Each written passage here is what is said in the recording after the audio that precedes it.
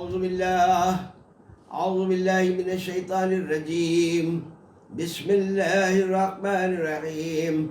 آغاز عمل از نام خدا جو مہر ہمہ جو رحم ہمہ، سل اور مدح توصیف و ثنا زیبا ہے تجھے اے صلی اللہ۔ یاران خوش خیال و عزیزان محترم، السلام علیکم ورحمۃ اللہ وبرکاتہ۔ عزیزان گرامی قدر، جیسا کہ میں پہلے عرض کر چکا ہوں کہ سلسلہ عالیہ چشتیہ نظامیہ فخریہ سلیمانیہ و حافظیہ کے جملہ اولیاء کرام کے اعراض کی تواریخ پر، ان بزرگوں کی ذوات قدسیہ پر گفتگو کر کے ان کی حیات پر مختصراً روشنی ڈالنے کی کوشش کی جاتی رہے گی۔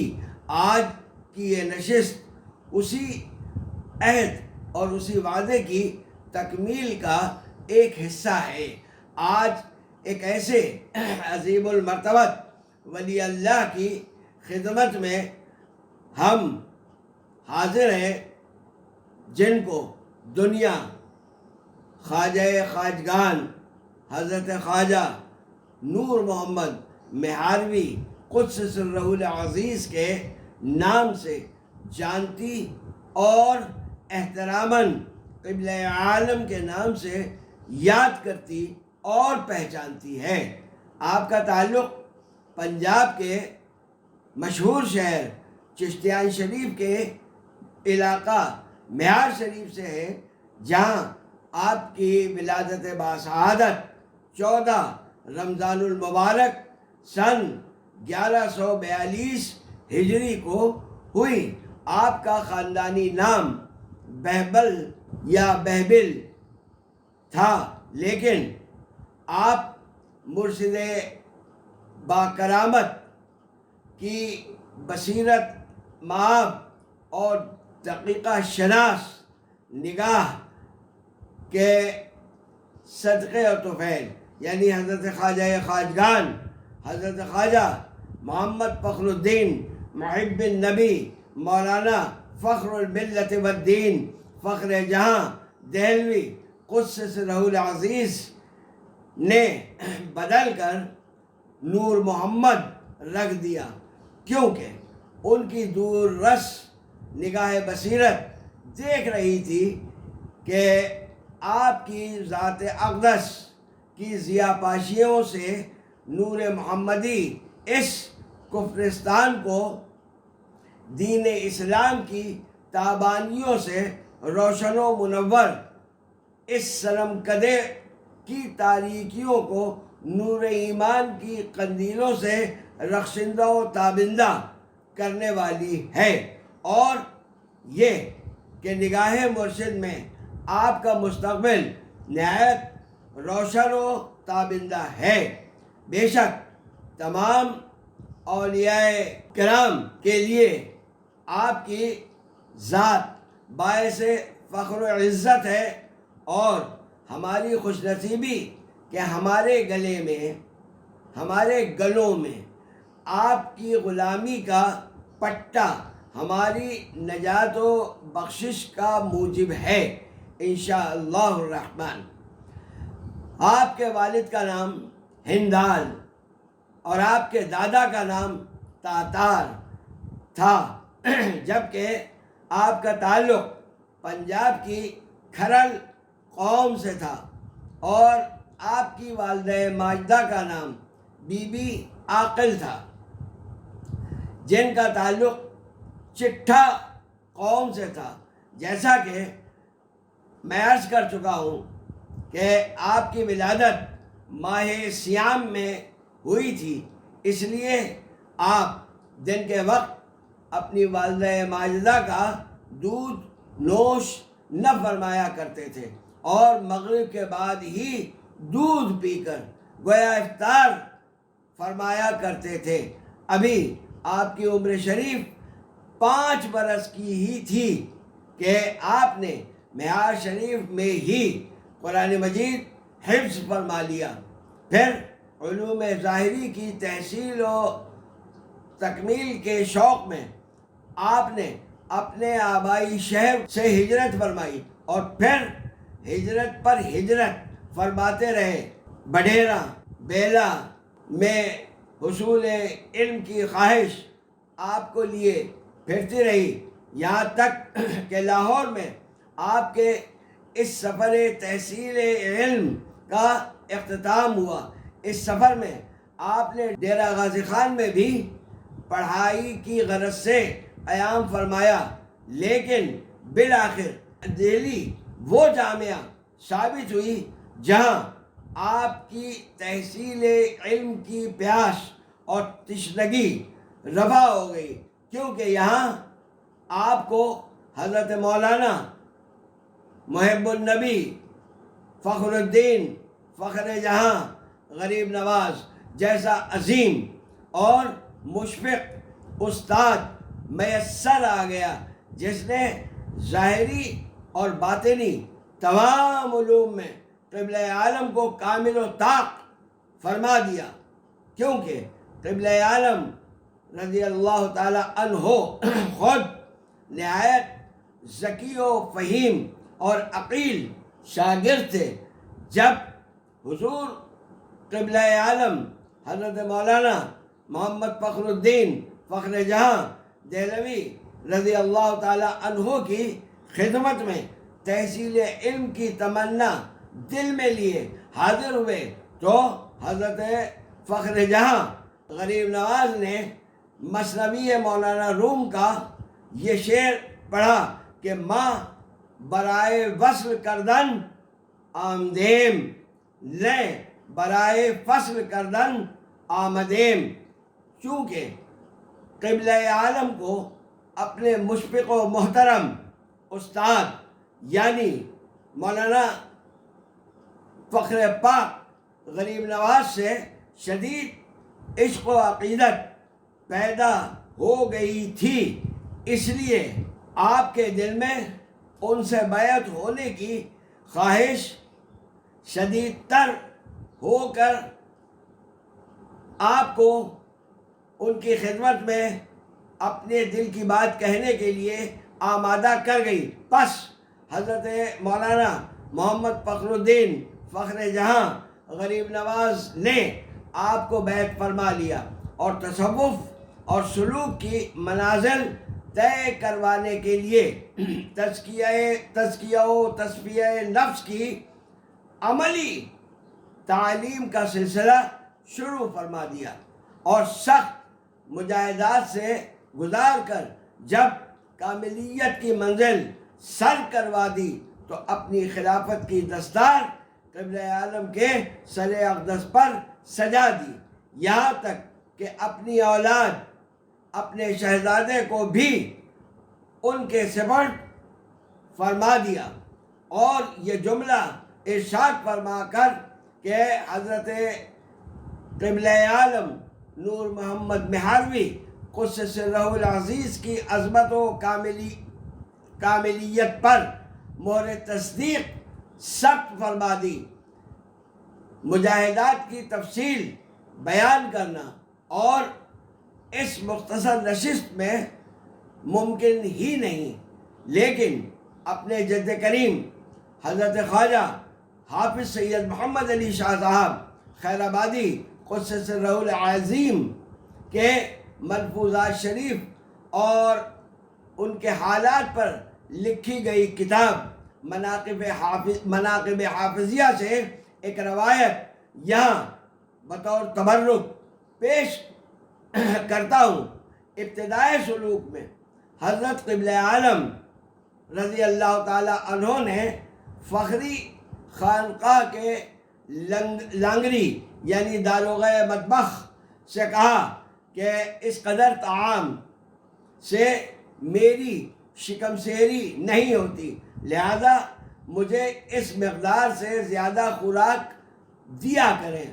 انہوں نے کہا کہ بہتر ہے میں جناب شیخ کی خدمت میں آپ کا معروضہ پیش کر دوں گا، اور جو حکم ہوگا ویسا ہی کیا جائے گا۔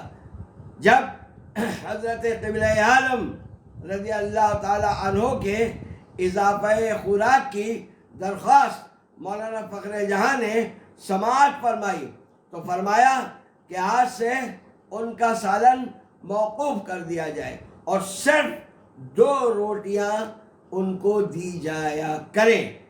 لیجئے، اضافے کی جگہ تخفیف کا حکم صادر ہو گیا اور قربہ بند ہو گیا۔ صرف 2 روٹیاں کہ آپ پانی کے ساتھ انہیں نوش فرمانے لگے۔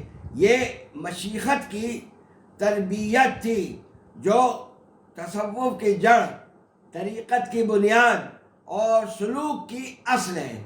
کچھ مدت بعد لانگری صاحب سے آپ نے پھر عرض کیا کہ بھئی جو پہلے ملا کرتا تھا وہی دے دیا کرو۔ لنگر کی تقسیم کار نے پھر بارگاہ شیخ میں آپ کا سوال پیش کر دیا۔ جواب ملا کہ آج سے 1 روٹی بند، اب صرف 1 روٹی دیا کرو تاکہ ان کی خوابیدہ صلاحیتیں اور فراست بیدار ہو کر ترقی کریں۔ خادم نے حسب الحکم لنگر دینا شروع کر دیا، لیکن جب قبلہ عالم کی بھوک کی زیادتی ناقابل برداشت ہو گئی تو اس بار خود مرشد کی بارگاہ میں باادب عارض ہوئے کہ اس گرسنگی کی وجہ سے اب تو جسم لاغر و کمزور ہوتا جا رہا ہے، نقاہت میں مسلسل اضافہ ہو رہا ہے۔ حضرت مولانا پاک رضی اللہ تعالی عنہ نے یہ سب معروضات سن کر وہ روٹی بھی بند فرما دی اور فرمایا کہ ان کو 1 مٹھی کچے چنے دے دیے جایا کریں۔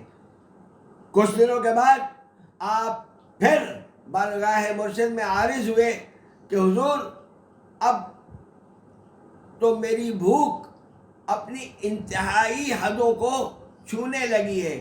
یہ معروضہ سن کر ارشاد فرمایا کہ اب سے 1 مٹھی بھنے چنے ان کو دیے جائیں اور اس مقدار سے زیادہ ہرگز نہ ہونا چاہیے۔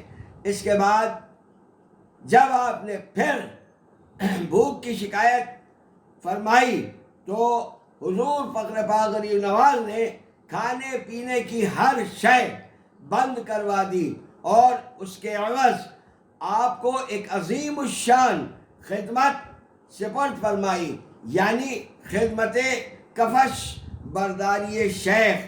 بے شک اس خدمت کی قدر و منزلت و قیمت تو صرف اہل عشق ہی جانتے اور سمجھتے ہیں۔ یہ خدمت جس کے حصے میں آئی وہ خلق اللہ کا مخدوم اور دادرس ہو گیا۔ یہاں میں اپنے جملہ سامعین کو سوچنے کی دعوت دیتا ہوں کہ یہ دہلی تھی، پائے تخت تھا، علماء و مشائخ کی سرزمین تھی، آج بھی 22 خواجگان کی چوکھٹ کہلاتی ہے، ہمہ اقسام کھانوں کا گڑھ، صبح سے رات گئے تک ہر طرف مختلف کھانوں کی خوشبو۔ اگر لنگر شریف سے سیری نہیں ہو رہی تھی تو بازار سے کھانا خریدنے پر کون سی پابندی تھی، لیکن کیا مجال کہ کبھی بھول کر بھی حضور قبلہ عالم غریب نواز نے اس بارے میں سوچا بھی ہو۔ حکم مرشد سے سرتابی کا خیال تک حضرت کے قلب و ذہن میں ہو کر نہیں گزرا۔ جو کچھ اور جتنا بھی مرشد کی بارگاہ سے ملے بس اسی پر اکتفا کرنا ہے، اس سے زیادہ کچھ بھی نور محمد رضی اللہ تعالی عنہ کو منظور و مطلوب نہیں۔ اپنے نفس کو شکست دے کر اور نفس کی سرکشی کے خمار کو پیر کے قدموں میں سرنگوں کر دینے والی ذات مبارکہ بہبل گمنام سے نور محمد خوشنام اور عالمیان کے لیے قبلہ عالم بن گئی۔ بغیر آب و دانہ آپ خدمت کفش برداری مرشد کریم پر مامور تھے، گویا کہ یہ کفش برداری ہی اب آپ کی غذا تھی۔ اس عالم میں جمعہ کا دن آ گیا اور آپ حضور فخر الدین فخر جہاں غریب نواز کی ہمراہی میں جامع مسجد دہلی میں نماز جمعہ کی ادائیگی کے لیے حاضر ہوئے۔ مسجد پہنچ کر مولانا پاک نے ایک عجیب جملہ ارشاد فرمایا کہ اگر ہماری پاپوش چوری ہوئی تو اچھا نہ ہوگا۔ جناب شیخ کا یہ جملہ حضرت قبلہ عالم کو مخمصے میں پھنسانے کے لیے بہت کافی تھا۔ اگر نالین مرشد کو خود سے علیحدہ کرتا ہوں تو چوری کا خطرہ ہے، اور محبوب کا نقصان عاشق صادق کیوں کر گوارا کر سکتا ہے؟ پھر کفش برداری کی خدمت تو میرے سپرد ہے، مگر اب میں کروں تو کیا کروں؟ اگر جوتیوں کی حفاظت کروں تو نماز جاتی ہے، اور اگر نماز ادا کرتا ہوں تو جوتیاں جاتی ہیں۔ جوتیوں کے سرقے کا کھٹکا دامنگیر ہے۔ پروردگارا میری مدد فرما۔ آخر کار یہ فیصلہ فرمایا کہ جامع مسجد کی سیڑھیوں پر نماز ادا فرمائیں گے اور مرشد پاک کی نالین اپنے ساتھ رکھیں گے۔ بعد از فراغت نماز حضرت خواجگان خواجہ فخر الدین فخر جہاں دہلوی رضی اللہ تعالی عنہ نے ارشاد فرمایا کہ خیر ہو گئی کہ اللہ نے مشکل حل فرما دی۔ یہ جملہ فرما کر مولانا پاک نے اپنی جوتیاں پہنی اور اپنے مقام کی طرف روانہ ہو گئے۔ ادھر قبلہ عالم بے آب و دانہ تھے، پیاس کا غلبہ شدید تر تھا۔ ایسے میں ایک سقا نظر آیا، آپ نے اس سے تھوڑا سا پانی طلب کیا۔ اس نے دام مانگے جو حضرت قبلہ عالم کے پاس نہ تھے۔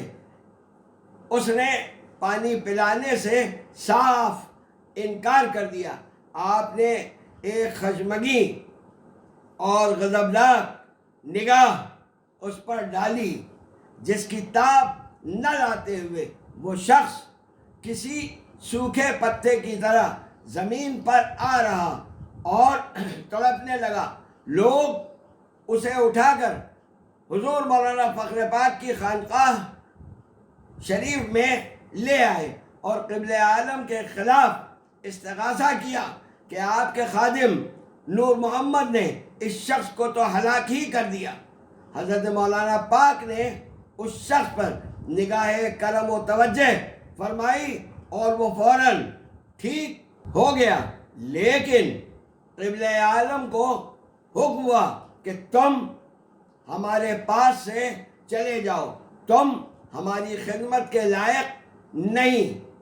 حسب الحکم خانقاہ شریف سے آپ روانہ تو ہو گئے، لیکن اب وہ بے سہارا تھے، ان کی کوئی منزل نہ تھی۔ لیکن ان کی پیٹھ پھیرتے ہی جب حضور فخر پاک غریب نواز نے ان پر نگاہ التفات و کرم فرمائی تو قبلہ عالم غریب نواز کو ہر منزل پر نئی کامیابیاں میسر آتی چلی گئیں اور آپ کے درجات میں اضافہ ہوتا گیا، یہاں تک کہ مولانا پاک کی نگاہ کیمیا اثر نے ان کی تکمیل فرما کر ان کو مکمل و کامل فرما دیا، پھر آپ کو طلب فرما کر خرقہ خلافت عطا فرمایا اور اپنی خلافت سے شرف یاب فرمایا۔ حضرت مولانا فخر الدین فخر جہاں کے ایک مرید اور قبلہ عالم رضی اللہ تعالی عنہ کے پیر بھائی نے خلافت ملنے کی خوشی میں آپ کی دعوت اپنے گھر پر کی۔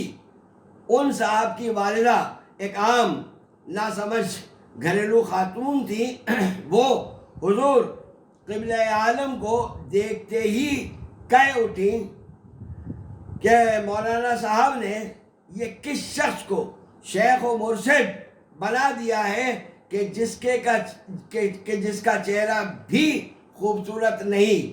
یہ سننا تھا کہ قبلہ عالم غریب نواز پر کیفیت طاری ہو گئی اور آپ نے اسی حالت کیف میں اپنے چہرے مبارکہ پر ایک مرتبہ ہاتھ پھیرا تو آپ کے روئے زیبا سے اس قدر انوار جاری ہوئے کہ سارا گھر اور اکناف و اطراف سب منور ہو گئے، اور ان انوار کے سامنے ہر روشنی ماند پڑ گئی، اور قبلہ عالم رضی اللہ تعالی عنہ نے فرمایا کہ یہ سارا نور حضرت قبلہ فخر الدین فخر جہاں غریب نواز یعنی میرے مرشد کریم کی کرامت کا مظہر ہے۔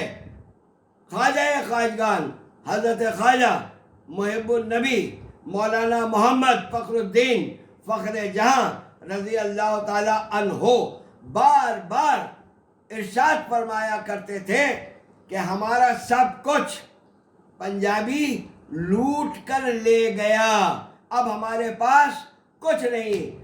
اگر کوئی بیعت کے لیے حاضر ہوتا تو فرماتے کہ پنجاب چلے جاؤ اور نور محمد کے مرید بن جاؤ، کیونکہ جو کچھ ہمارے پاس تھا وہ سب کا سب اب ان کے پاس ہے۔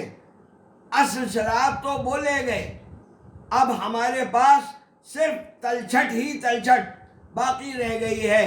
حد یہ کہ مولانا پاک نے اپنے صاحبزادے حضرت خواجہ قطب الدین صاحب رحمۃ اللہ تعالی علیہ کو حکم دیا کہ تم نور محمد صاحب کے پاس مہار شریف چلے جاؤ تاکہ ان کی نگاہ کرم اور توجہ اور تربیت کے فیض سے تمہاری تکمیل ہو جائے اور تم ایک جوہر قابل بن جاؤ۔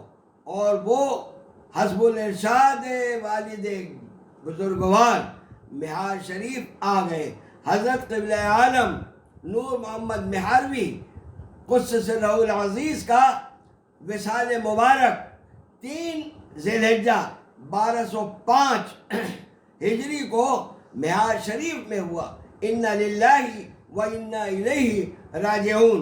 حضرت قبلہ عالم رضی اللہ تعالی عنہ کے مرید خاص اور ہمارے آقا حضرت خواجہ خواجگان حضرت خواجہ شاہ محمد سلیمان توسوی المعروف پیر پٹھان غریب نواز رضی اللہ تعالی عنہ سے روایت کر رہا ہوں، جو مناقب سلیمانیہ میں درج ہے، اور میں نے خود دیکھی ہے کہ اس وقت ہر طرف آہوزاری اور رنج و غم چھایا ہوا تھا، ہر طرف آہو فغاں اور آنسو جاری تھے۔ قلب و جان کی سوگواری علمان علمان کے بیان سے باہر، رنج و غم کا دھواں آسمان تک پہنچ رہا تھا اور سارا عالم بے نور و بے ضیاء دکھائی دیتا تھا۔ اہل محبت پر سخت مشکل گھڑی آ پڑی تھی، اس غم کو جھیلنے کا یارہ کسی میں نہیں تھا، لیکن زبانوں پر مہر اور تالے لگ گئے تھے۔ اللہ اللہ، کیسا سخت امتحان آ پڑا تھا کہ ہر آنکھ سے آنسوؤں کا سمندر ابل پڑا تھا۔ محبت کا گلستان خزاں رسیدہ ہو چکا تھا کہ بہار باغ چشتیہ کو فرشتہ اجل نے خزاں میں بدل دیا۔ الفراق اے باغ عرفان رازیہ، یہ اب چند اشعار جو میری کتاب مثنوی پیران شجرہ چشتیہ سے میں نے آپ کی خدمت میں پیش کرنا خیال فرمایا کیا اور ضروری سمجھا۔ عرض کرتا ہوں کہ الفراق اے باغ عرفان رازیہ، الفراق اے باغبان چشتیہ، الفراق اے باغ رضوان رازیہ، الفراق اے باغبان چشتیہ، الوداع اے تکیہ گاہ معرفت، خود خدا داند خدائی مصلحت، خود خدا داند خدائی مصلحت، ارے قبلہ عالم ز راہ التفات، یک نگاہ لطف اے نوری صفات، از طفیل فخر ملت فخر دین وس بجاہ شہ سلیمان متی، قطرہ خون دل حافظ منم، قطرہ خون دل حافظ منم، آرزو لطف دارم در دلم۔ اس دعا کے ساتھ فی امان اللہ کہ اللہ تعالیٰ جملہ مومنین و مومنات، مسلمین و مسلمات کو دارین میں کامیاب و کامران و بامراد فرمائے، اور اولیاء کرام کی محبت سے ہم سب کو سرشار فرما کر ہمارا خاتمہ بالخیر فرمائے، آمین ثم آمین، وبجاہ سید المرسلین وخاتم النبیین صلی اللہ تعالی علیہ وآلہ وسلم، والسلام علیکم ورحمۃ اللہ وبرکاتہ۔